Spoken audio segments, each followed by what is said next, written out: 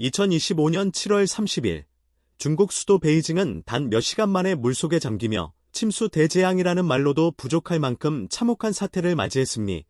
도심과 외곽을 가리지 않고 폭우가 쏟아지며 도로는 강이 되었고 수십만 명의 시민들이 전기, 통신, 교통이 모두 끊긴 상태에서 구조를 기다리고 있습니다. 이번 재난은 단순한 자연현상이 아니라 시스템의 허점을 고스란히 드러낸 도시 인프라 붕괴의 상징이라 평가받고 있습니다. 7월 26일부터 내리기 시작한 폭우는 28일 밤 절정에 달하였고 29일 새벽 베이징 북동부 외곽의 미인구와 옌칭구를 중심으로 상상을 초월한 양의 물이 하늘에서 쏟아졌습니다. 중국 기상청은 일부 지역의 누적 강수량이 500mm를 넘어섰다고 발표했으며 이는 베이징의 1년 평균 강수량의 절반에 가까운 양입니다. 결국 도로는 침수되고 강둑은 넘쳐흘렀으며 저지대 마을은 순식간에 진흙탕으로 변했습니다. 특히 미인구에서는 산사태가 발생하며 마을 전체가 고립되었고 30명의 사망자 중 28명이 이 지역에서 발생했다고 발표되었습니다. 폭우로 인해 136개 마을이 정전되었고 8만 명 이상의 시민들이 긴급 대피했습니다. 도심에서는 지하철 노선 다수가 운행 중단되었고 주요 도로는 물에 잠기거나 유실되어 도시 전체가 고립되는 초유의 사태가 벌어졌습니다.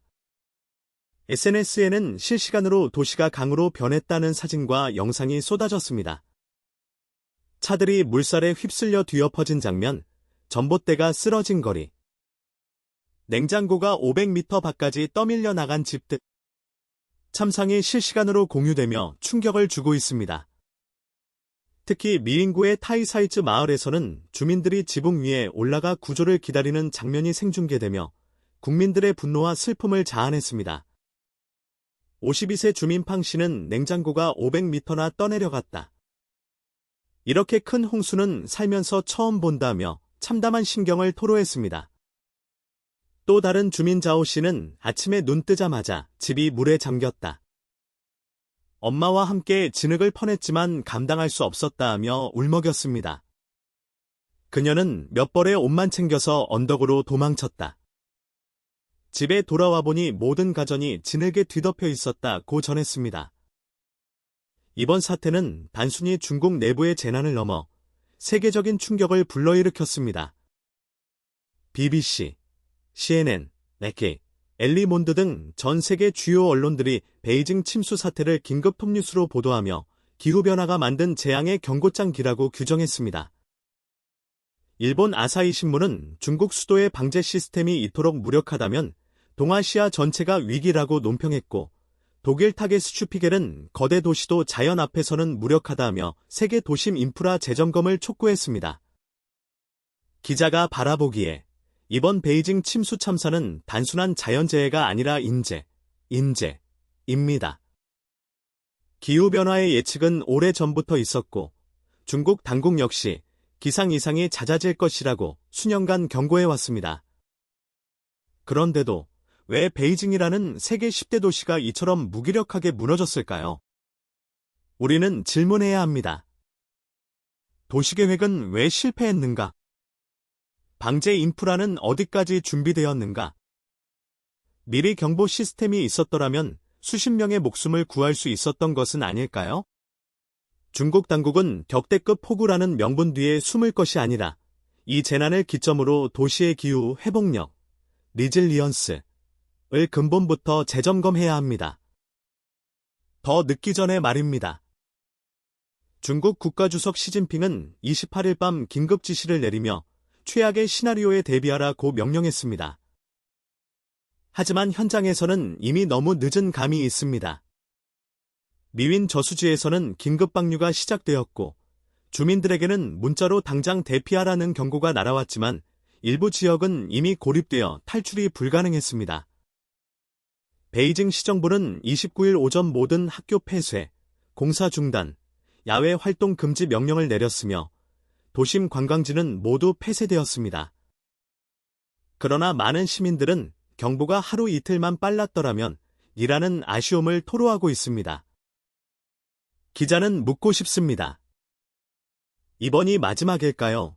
전 세계가 겪고 있는 기후 재난은 이제 더 이상 미래의 이야기가 아닙니다. 베이징이라는 세계적 도시도 피해갈 수 없다는 사실은 인류 전체에게 주어진 경고장이자 숙제입니다. 기후변화는 이미 현재 진행형이며 도시마다 대응 전략의 격차가 생존 여부를 결정하는 시대가 도래했습니다. 더 이상 한 세기에 한 번이라는 표현은 통하지 않습니다. 이런 재난은 앞으로 매년 반복될 수 있습니다. 베이징시 기상센터는 28일 오후 8시부터 29일 오전 7시 사이 도심과 외곽 일부 지역에 최대 150mm, 300mm 이상의 비가 내릴 것으로 예보하였습니다.